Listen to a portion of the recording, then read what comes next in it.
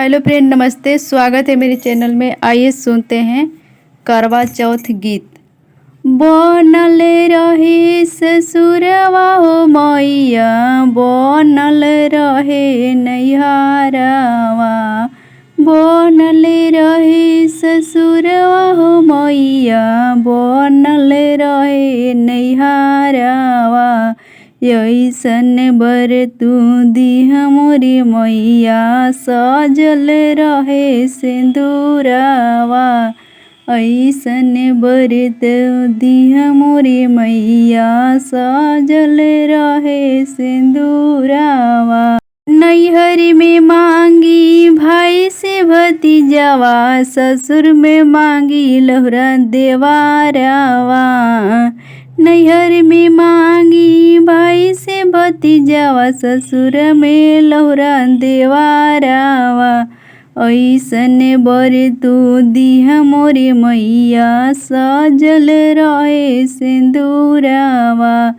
ऐसन बर तू दिह मोरी मैया, सजल रहे सिंदूरवा। रानी कौशल्या जैसन सासु मंगीना, राजा दशरथ ससुर। रानी कौशल्या जैसन सासु मंगीना, राजा दशरथ ससुर। ऐसन बर तू दिह मोरी मैया, सजल रहे सिंदूरवा। ऐसन बर तू दिह मोरी मैया, सजल रहे सिंदूरवा। लव कुश जैसन ललनवा मांगी, हंसत खेलत परिवारवा। लव कुश जैसन ललनवा मांगी, हंसत खेलत परिवारवा।